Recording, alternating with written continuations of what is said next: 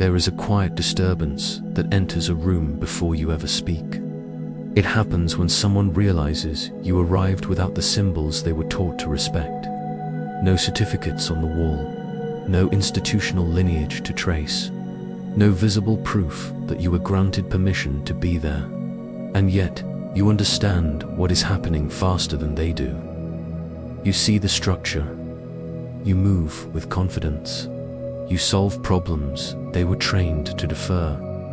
What they feel in that moment is not contempt, it is not curiosity, and it is certainly not indifference.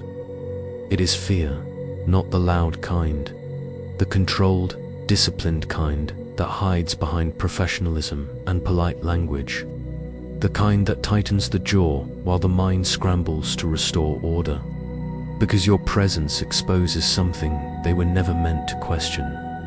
You represent a contradiction in a system built on obedience.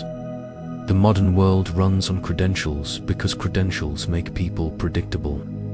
They create traceable paths. Debt, reputation, social dependency, leverage. A credential is not just proof of knowledge. It is a tether. And when someone appears who learned without that tether, the balance of power shifts in ways most people cannot articulate but instinctively understand. You are not simply an outsider. You are an error the system was not designed to handle. Institutions survive by maintaining the illusion that access equals capability, that validation creates value, that authority flows downward through approved channels. When you bypass that process, you don't just outperform someone. You destabilize the narrative that justified their sacrifice. Years spent waiting, following instructions, accumulating debt, aligning identity with an institution's approval. Your competence forces a single, unbearable question into the room. What if all of that was optional?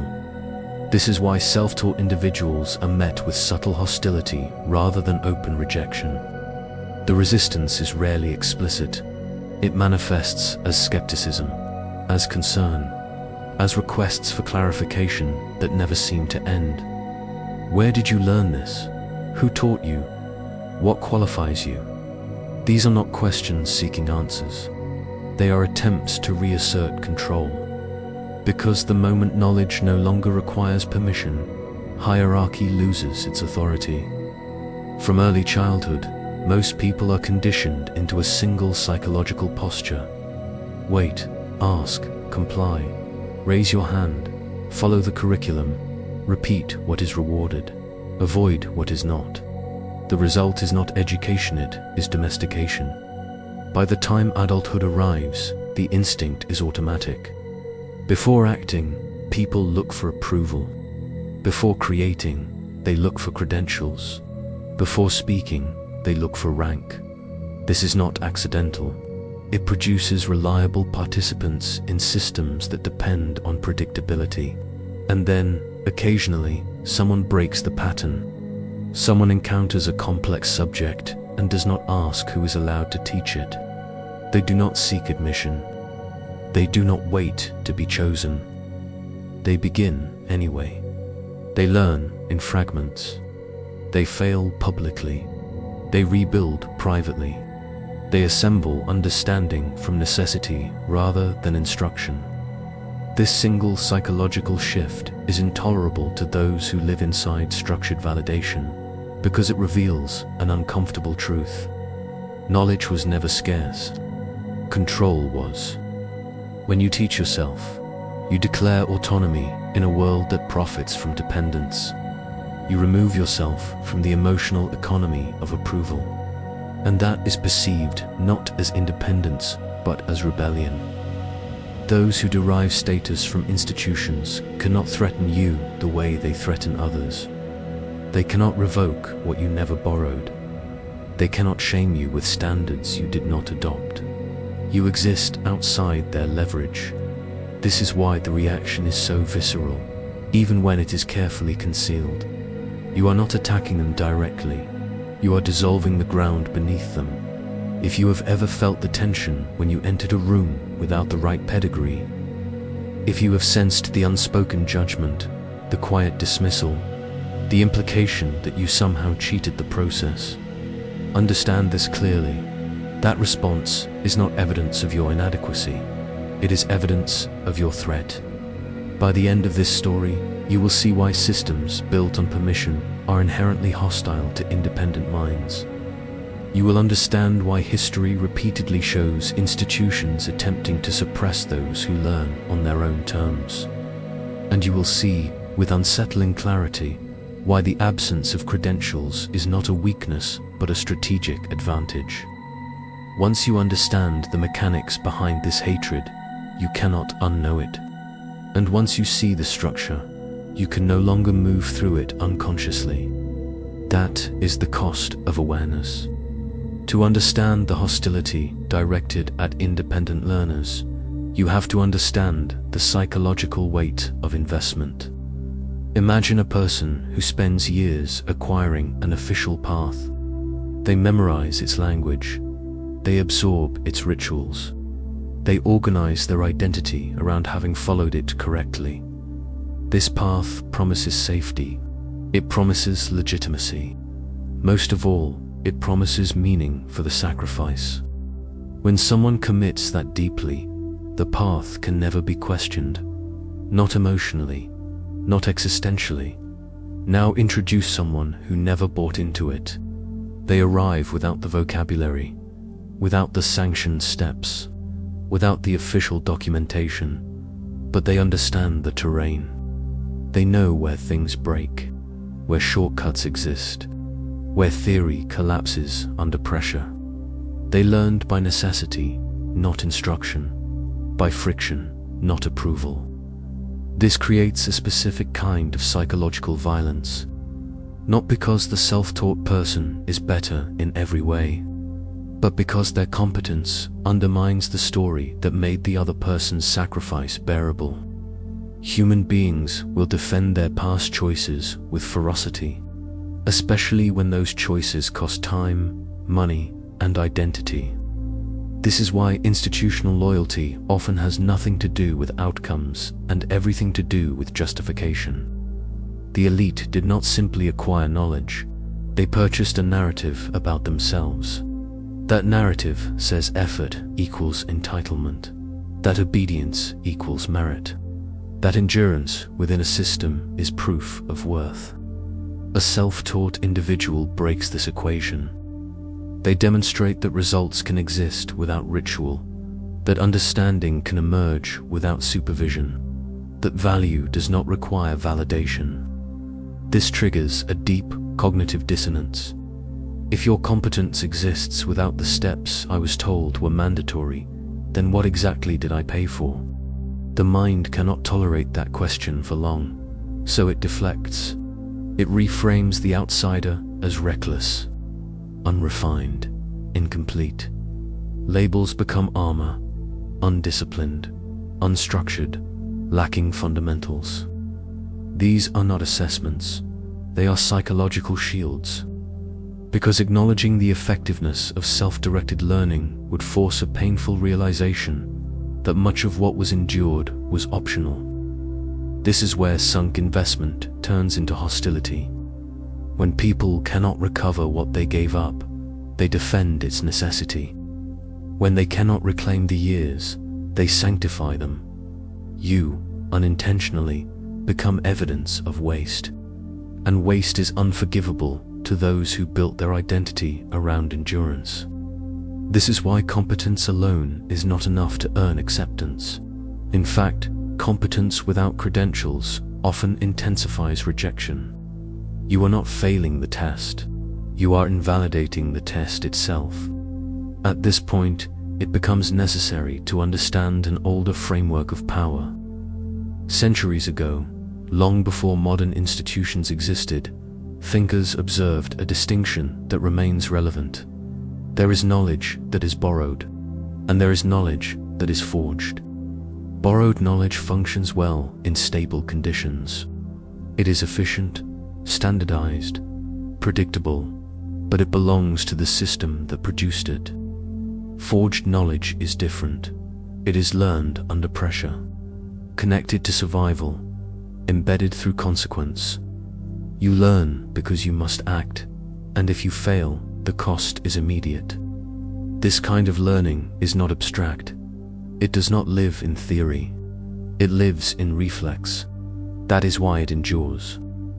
Institutional learning often prepares people to explain. Self-directed learning prepares people to adapt. One performs well in controlled environments. The other thrives when conditions collapse. Power structures prefer the first because predictability is easier to manage than adaptability. An adaptable individual does not rely on stable rules.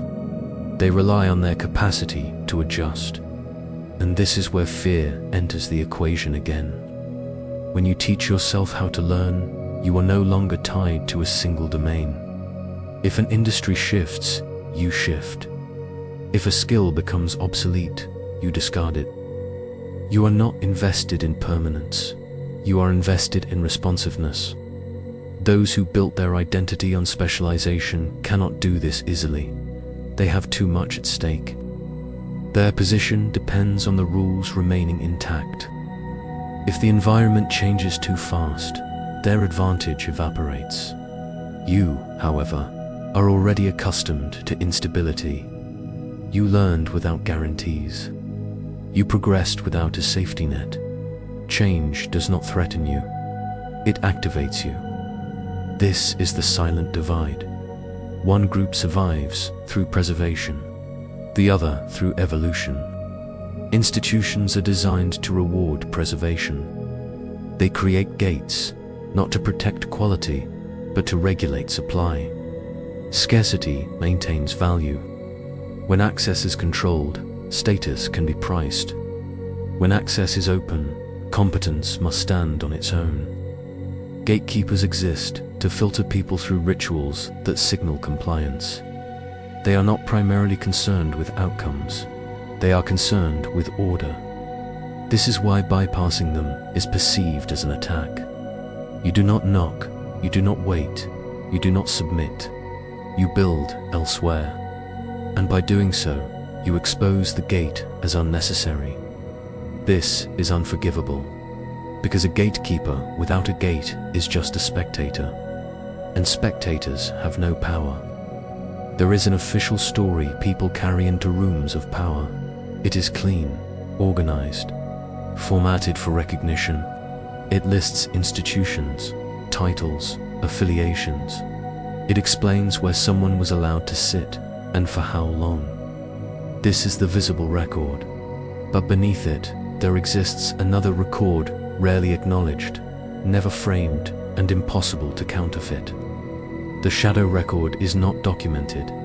It is accumulated. It is built from nights without direction, from projects that began with ignorance and ended with understanding, from failures that could not be appealed, revised, or excused. It does not signal obedience. It signals capacity. Institutions reward the visible record because it is easy to verify. The shadow record terrifies them because it cannot be standardized. It contains the exact information power structures cannot extract or regulate. Resilience, judgment under uncertainty, the ability to operate without instruction. When systems break, and they always do, the visible record becomes ornamental. Procedures fail. Manuals become irrelevant. Consensus collapses. In those moments, people trained only to follow frameworks panic. They search for authority, for guidance, for permission to act. Those who learn in isolation do not experience this paralysis. They are familiar with not knowing. They are practiced in experimentation. They have failed enough times to trust their capacity to recover. Chaos is not foreign territory. It is familiar ground. This is why independent learners often emerge during periods of disruption, not because they predicted the collapse, but because they were never protected from uncertainty to begin with. Their minds were shaped in open systems. Power dynamics shift violently during these moments. Those who derived status from stability lose leverage. Those who built competence through instability gain it. History does not reward the most credentialed during transition. It rewards the most adaptable. This is the pattern repeating now. Information is no longer guarded. Distribution is no longer centralized. Access has been flattened. What remains scarce is execution. And execution favors those who learned through necessity rather than compliance. This is why modern institutions cling so tightly to symbolism. Prestige, legacy, ritual language. They are compensating for a loss of monopoly. When knowledge becomes abundant, control must shift to framing. Narratives replace barriers. Independent learners are dangerous here as well. They do not speak to impress. They speak to solve. They are uninterested in proving intelligence. They demonstrate it through outcome. This creates another conflict. Many self-taught individuals, upon entering institutional spaces, make a critical mistake. They seek acceptance. They soften their language. They borrow jargon. They apologize for their path. They attempt to translate themselves into something more palatable. In doing so, they surrender the very advantage that allowed them to succeed. They enter a frame that was never designed to reward them.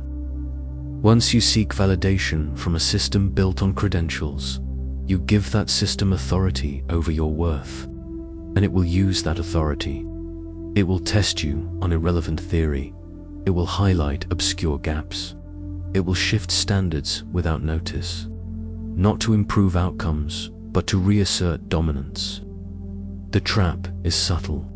You believe respect will come if you just align enough, if you acquire one more certificate, if you speak the language perfectly. But alignment does not lead to acceptance. It leads to absorption, and absorption dissolves your independence. The systems you are entering do not reward originality. They tolerate it only until it becomes inconvenient. This is why results are the only safe currency. Arguments invite comparison. Outcomes end debate. When you produce undeniable results, credentials become decorative. They can no longer be used as weapons. This does not make you liked. It makes you necessary. There is a cost to this path that few acknowledge honestly. Those who follow institutional routes inherit community, networks, affirmation. They are reminded constantly that they belong. Independent learners inherit silence. No graduation, no cohort, no applause. Only the internal pressure to continue without external confirmation. This loneliness is not incidental.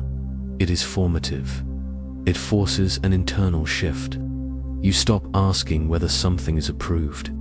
You ask whether it works. You stop seeking consensus. You seek clarity. Over time, this builds an internal authority that cannot be revoked. And that authority changes how you move through the world. You are no longer trying to be impressive. You are trying to be effective. This is not arrogance. It is alignment. Those who cannot operate without recognition find this unsettling, because they rely on mirrors to know who they are. You learn to function without one. As the old structures weaken, a new mistake becomes tempting. Believing that awareness alone is enough. It isn't. Understanding power does not exempt you from it. It only changes how it must be navigated. Independent competence without strategic restraint is still vulnerable, because institutions do not confront threats directly. They neutralize them socially. They isolate. They reframe. They diminish credibility without ever challenging results. This is where many self-taught individuals lose ground, not because they lack ability, but because they underestimate how deeply frame control shapes perception. The first principle is silence about origin. When you know something, state it plainly. Do not explain how you learned it unless asked. Do not volunteer your unconventional path. People assume legitimacy when confidence is unbroken. They question it when you preemptively justify yourself. Let their biases work for you. Mystery unsettles hierarchies more than transparency ever will. The second principle is linguistic camouflage. Learn the language of institutions without adopting their thinking. Vocabulary is not allegiance. It is access. Use familiar terms to disarm resistance, then act according to your own logic. This duality is uncomfortable for those who believe language defines reality. You understand something they do not. Language is a tool, not an identity. The third principle is selective alignment. Not all people inside institutions serve the institution. Some are exhausted by it. Some are quietly searching for those who can actually perform. They do not advertise themselves. They watch. These are the individuals who value outcomes over pedigree. Find them. They recognize capacity quickly because they have been disappointed too often by polished incompetence. The fourth principle is relentless adaptation. Your advantage exists only while you are faster. The moment you slow, hierarchy regains leverage. Institutions move deliberately. They rely on momentum and inertia. You survive by movement. Learning cannot stop once you enter the room. If it does, your edge dissolves. Speed is not recklessness. It is responsiveness. The fifth principle is embracing uncertainty as leverage. Because you were never trained inside rigid boundaries, you do not carry inherited limitations. You attempt what others dismiss. Not because you are naive, but because you are unconditioned. Innovation is born here, not from knowing what is impossible, but from ignoring that category entirely. This is the paradox. Your perceived lack of training becomes your freedom. Now comes the truth few are willing to say openly. The self-taught individual is not merely an alternative participant in power structures. They are a threat to ownership. If your status depends on an institution, that institution owns you. It can withdraw recognition. It can revoke titles. It can isolate you socially. But if your status emerges from your ability to engage reality directly, ownership dissolves. You are portable. You can be removed from one environment and rebuild in another. This mobility is the real source of resentment. Those inside prestige structures often live in golden confinement. They must signal constantly, maintain alignment, avoid deviation. Their freedom is conditional. Yours is intrinsic. As systems grow more unstable than they are, this difference becomes decisive. In calm periods, obedience is rewarded. In turbulent periods, adaptability dominates. We are entering a period defined by volatility. Rules will change faster than institutions can update them. Procedures will lag behind reality. Those trained to wait will stall. Those trained to move will advance. If you have felt out of place for most of your life, outpaced by no one, yet recognized by few, it was not a mistake. It was preparation. You learned without a safety net because there was none. You built competence without applause because none was coming. You learned to trust your judgment because there was no authority to defer to. These traits do not show well on paper, but they decide outcomes when paper loses meaning. There is an ending most stories about power avoid because it offers no comfort. Freedom does not feel victorious while you are earning it. It feels isolating, uncertain, often invisible. Those who inherit status rarely question its fragility. They mistake insulation for strength. They confuse protection with permanence. But protection only works in systems that remain intact.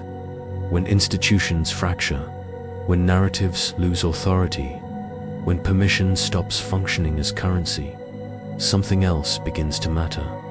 Direct competence, psychological independence, the ability to orient yourself without instruction. This is why resentment toward the self-taught never fully disappears. It is not about intelligence. It is not about etiquette. It is about ownership. Those who rely on systems must defend them. Those who do not are free to move when they collapse. And that freedom is deeply unsettling to people who traded autonomy for security long ago. The price of your path was paid early. You paid it in uncertainty, in solitude, in doubt, without reassurance. You were never carried. You walked. And walking builds something that credentials never can. An internal axis, a sense of direction that does not wobble when consensus shifts. A confidence that does not require applause.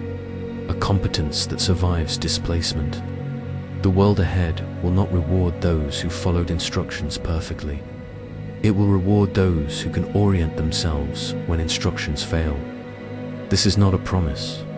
It is a warning, because awareness carries responsibility. Once you understand why the system reacts to you the way it does, you lose the excuse of confusion. You can no longer mistake resistance for misunderstanding, or rejection for failure. You will be tempted to seek peace through conformity, to dull the edge that made you effective. That temptation is the final test. If you surrender the independence that shaped you, you become what the system can absorb. If you keep it, you remain what it cannot control. Let the discomfort remain. Let the distance stay. You are not meant to be approved by structures that profit from dependence. You are meant to operate without them.